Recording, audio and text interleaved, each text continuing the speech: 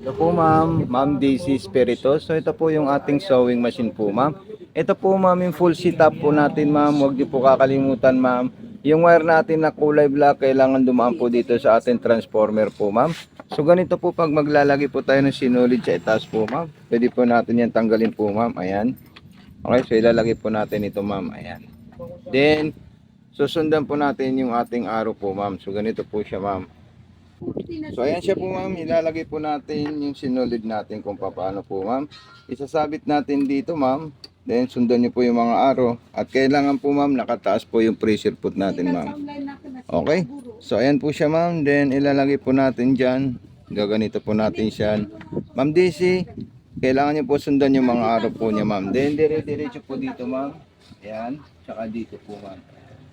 E pagkatapos butas na po ng karayom po ma'am. Doon po natin siya ipapasok ng diretso po ma'am. So ayun po siya ma'am, ipapasok natin sa butas ng karayom yung sinulid po natin ma'am. Pwede niyo po ma'am aralin po ma'am itong automatic shooter train ng ating sewing machine. Ganyan po siya ma'am. Pero pag hindi niyo po siya kaya ma'am, pwede niyo na lang po siya ma'am i-manual po ma'am. Ayan. Okay, so makikita natin nagkaroon po siya ng bilog sa likod. Ayan po siya ma'am.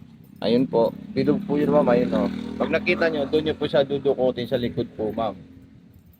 Tapos, ang gagawin naman po natin, yung sa ilalim, ganito naman po siya ma'am. Ayan, i-open lang natin yan ma'am. Ito, ayan, then makikita po natin siya ma'am. Okay, so ito po, nilagay ko lang po yung mga ordinaryong metal bobbing.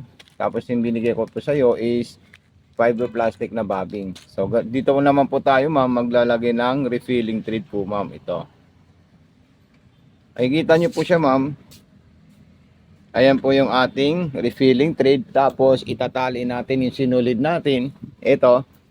Yan, malaking sinulid. Sa sahig na po yan itatali ma'am. Ayan po siya ma'am. Igaganito po natin siya. Then itutulak natin doon ma'am. Okay. So makikita nyo magkakaroon po siya ng SP. So pipindutin natin ito ma'am. So ayan. So pwede nyo po lakasan yung volume nya. Kung gusto nyo pong mabilis yung refilling thread natin.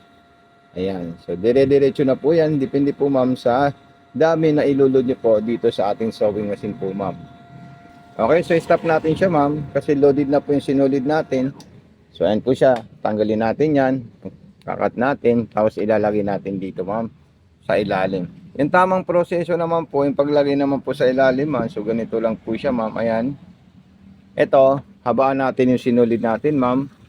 Then, igaganyan natin. Then, meron po tayong maliit na hiwa po doon para isabit natin sa kaliwa yung sinulid natin, ma'am. Ito po yung pinaka-main arrow po niya, indicator niya po, ma'am.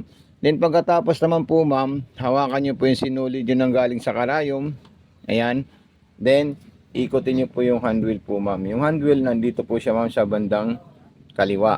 Ay, bandang kanan. So, ayan. Then, itong sinulid natin galing sa karayom, ikutin po natin yan. Okay. So, ayan po siya ma'am. Then, pag nakita nyo po nagsama yung dalawang sinulid, pwede nyo na po siya hilain po ma'am. Ayan. Then, ipapasok natin siya sa likod.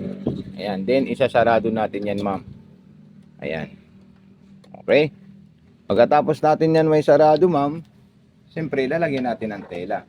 At tayo na po ay magte-testing. So, unang ite-testing po natin ma'am is itong maong natin ma'am. Ayan. So maong, so pwede niyo po tingnan kung ano po yung mga gusto nyong borda po dyan sa ilalim. Ayan, pipiliin nyo lang po kung ordinaryong stitch, pwede niyo po ito ma'am pindutin. Ayan, ordinaryong stitch lang po siya ma'am or yung straight line. Pipindutin nyo to ma'am. Gusto niyo medium lang speed niya, lagay nyo lang po dyan ma'am. Ayan. Then kung gusto niyo po malalayo po ma'am, katulad sinabi ko, ibaba nyo po ito ma'am. Then pwede niyo po pindutin ito ma'am. Ayan. 4.0 or 40. So, ayan po siya ma'am. Din stop natin yan ma'am. So, ito po siya ma'am. Makikita nyo po siya ma'am. Na ito na po yung normal stitch natin ma'am. So, napakaganda po siya ma'am at napaka-solid. Ayan. Okay. Then, yung mga borda po niya tsaka yung boarding niya po ma'am. So, depende na po sa iyo ma'am kung ano po yung gusto nyo tahi. Nasa sa inyo na po yan ma'am. Kung litay si gusto nyo po is 26. So, pindutin nyo po yan. So, pwede nyo po itong gawin 2. Then 6, ayan. So yun po yung lalabas na design natin ma'am. Ayan, napakadali lang po yan ma'am. Okay, so pipindutin natin yan ma'am. 26 number po siya. Para mag-embroid at saka mag-embroidery po ma'am. So, okay, so ayan po siya. Tama-tama lang po yung design niya po, ma'am. Opo. Ayan. Okay. Then, sumunod naman po dyan, ma'am, kung sakaling gusto niyo po gumawa ng button holder para ituro ko po sa inyo. So, pindutin niyo po ito, ma'am. Then, ibaba niyo ito, ma'am. Ayan, may binababa po dyan na push. Ang gagawin niyo pong una po, ma'am, magpupush muna po kayo ng paatras, ganyan. Ayan. Okay. Then, pagkatapos naman po, ma'am, magpupush naman po kayo ng paabante po, ma'am. Ayan. Then, sumunod naman po, pag nakita niyo po yung leon niya po, ma'am, i-push niyo naman po siyang paatras para matapos niya po yung button holder na ipapagawa mo sa kanya, ma'am. So, ayan. Okay. So, ito na po siya, ma'am. Yung button holder na ginawa ng ating sewing machine. Napaka-solid po siya, ma'am. At saka napakaganda. Okay. So, maraming salamat sa iyo, ma'am DC, sa pag-abel at pagtitiwala sa ating sewing machine, sa Mato Sewing Machine Shop sa TikTok. Pa-share po, ma'am, sa ating TikTok shop. Kakapilis namin. Tsaka, i-repost po namin to, ma'am.